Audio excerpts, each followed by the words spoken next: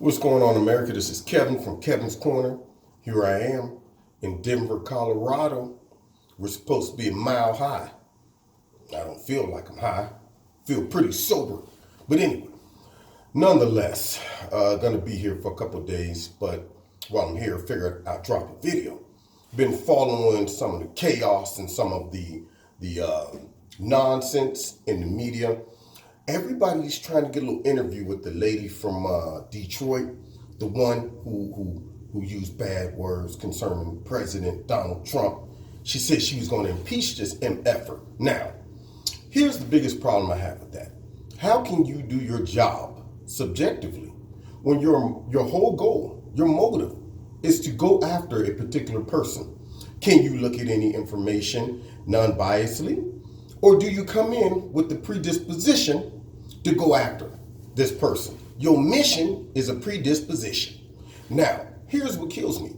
If I was, say, a judge that didn't like somebody, and the day after I got sworn in, someone overheard me saying, "I'm glad I became a judge because now I'm going to go after Yeoman Johnson." Or police officer, "I'm glad I just got sworn in because I'm going after all the bullies that got hold to me in the second or third grade."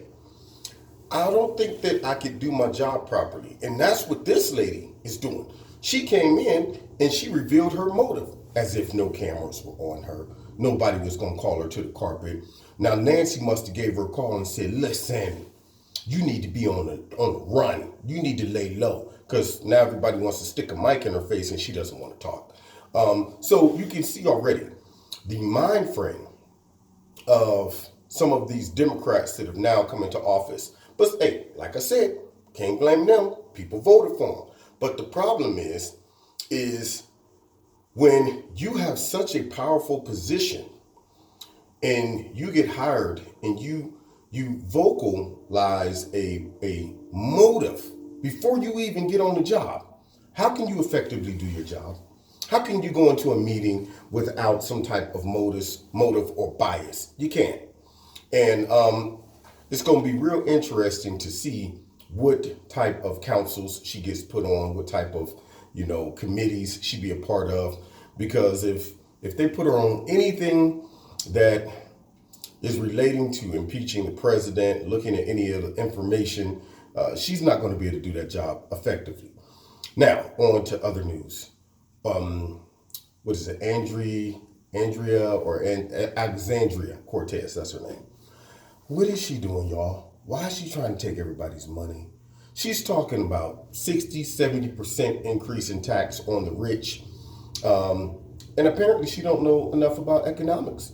Now, here's what you have to think of when you listen to people like this. To bring this type of suggestion out right now, when the job report has come out, employment's very high, people are enjoying life, people are making money, people are happy with the spending, they're coming off the chips, and then you come with a proposal that could just tank all of that, make it all implode. At least wait until there's a time where life is bad, the economy sucks, and people are running around looking for a solution. But right now, you're about to be a party pooper by introducing something ridiculous like that. You're coming with the radical change that will reverse all the progress. That's all I'm saying. So, if she doesn't understand how much 60, 70, or 80% taxes, somebody else came out after her and said even 90% perhaps, that would impact our economy if you did that to the rich. She's on her way right now to make some money.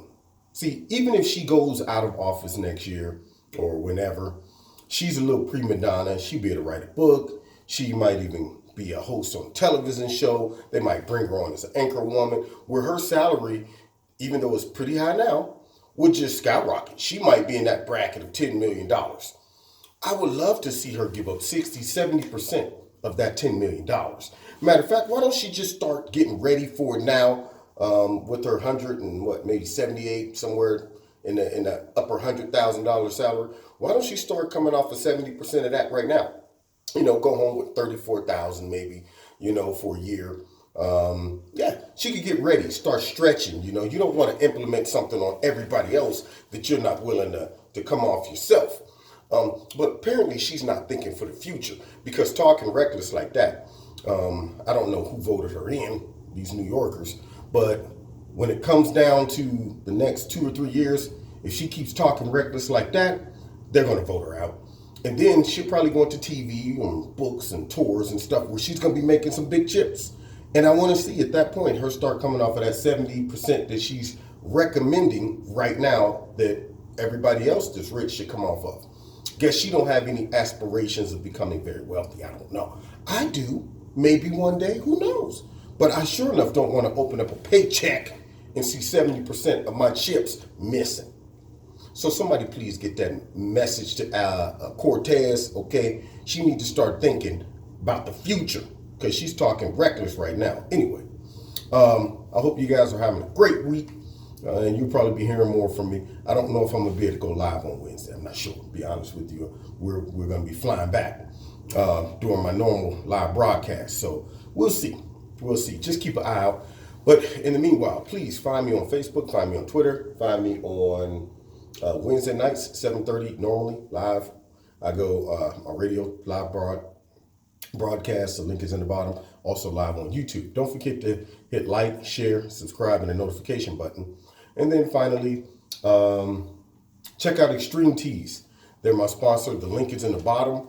You'll be able to find all their all their clothes that they have in their store is in the link below. And if there's a promo code to put in, it's my name, Kevin. Anyway, check me out later on. I'll be checking in with you guys periodically while I'm out here in Denver, Colorado. All right, God bless.